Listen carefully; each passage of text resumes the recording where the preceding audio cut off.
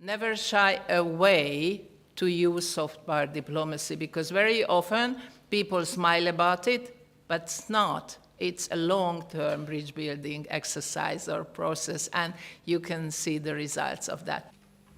Thank you very much, Ambassador. Mr. President, thank you very much for inviting us.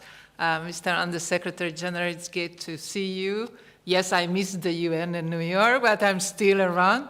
And Mr. Mayor, you have an amazing city. I was told yesterday by your president, whoever comes here once, it will be not the last one. So looking forward to continuing these visits. And thank you very much, Mark, for inviting me again.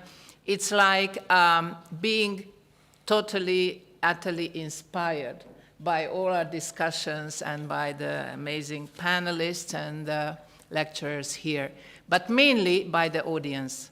I must say that the whole theme of our discussion is something very close to my heart, because yes, I've been serving my country, but in a way the world or humanity, whatever chapeau I was having on, in the multilateral scene.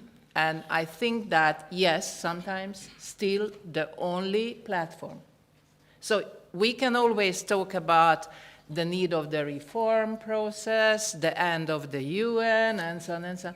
Okay, but what's instead of that? So we have platforms, multilateral platforms, where we have to go in, ambassadors are meeting each other, the diplomats are meeting each other, we are sitting at the same table, even when the countries are not talking with each other, the politicians are not talking with each other, or when, you know, they are in war with each other. So these platforms are, I think, very, very important.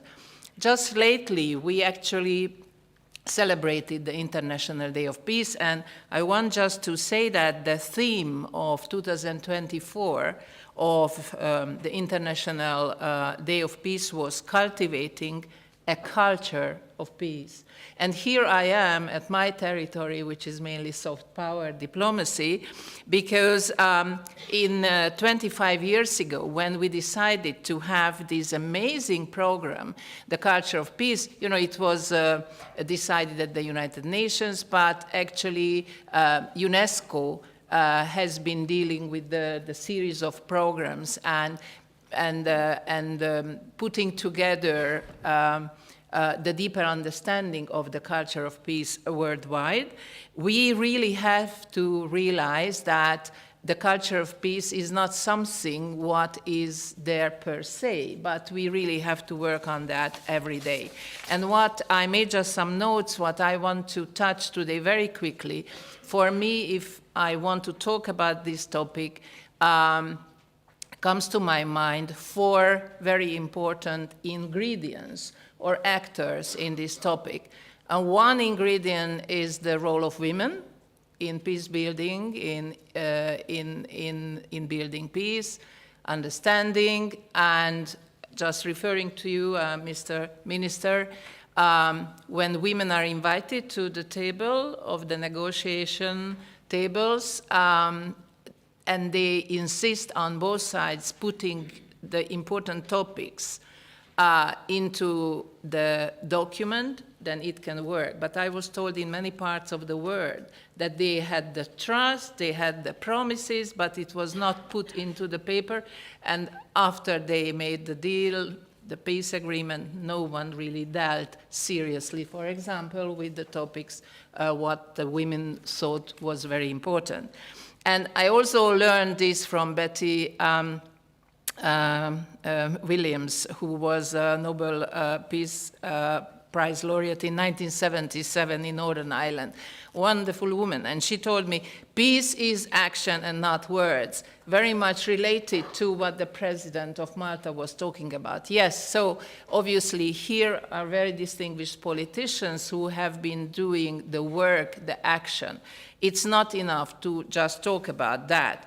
But I think really the cause of empowering women to take leading roles in the positive social transformations towards peace is especially very important.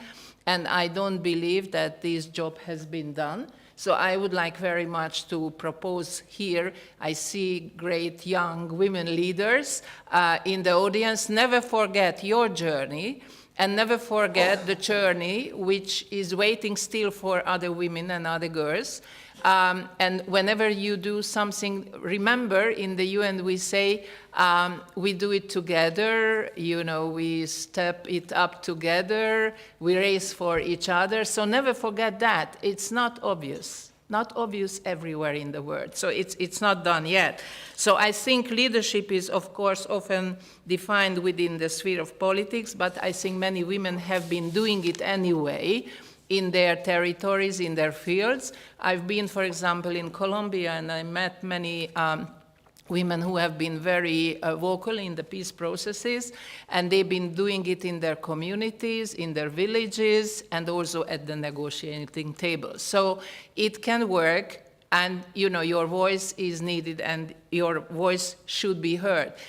Going back to the institutions, the United Nations Security Council had this very important resolution, that's the famous 1325 resolution, Women, Peace and Security, which has been going on, discussing, using. Very many peace negotiators are using it, having it in their hands. I've seen it. The UN said that we agreed on that. Please let us have our space in the negotiations. So I think the potential, the knowledge, the talent of women in fostering peace and nurture reconciliation is something what we all have to work on and take it into consideration. The second point I want to do is the role of art. I very much believe that art, in a way, can empower us and can save us. Why do I say that? Because it can save us because through doing and absorbing it, we can transform ourselves into compassionate beings. And that is really something what art can do. For example, just lately, for the International Day of Peace, I invited women ambassadors in Hungary. Often, they were in war or not in diplomatic relations with each other, and I asked them to bring a piece by a women artist of their country and bring a poem by a woman poet of their country. And we presented all this together.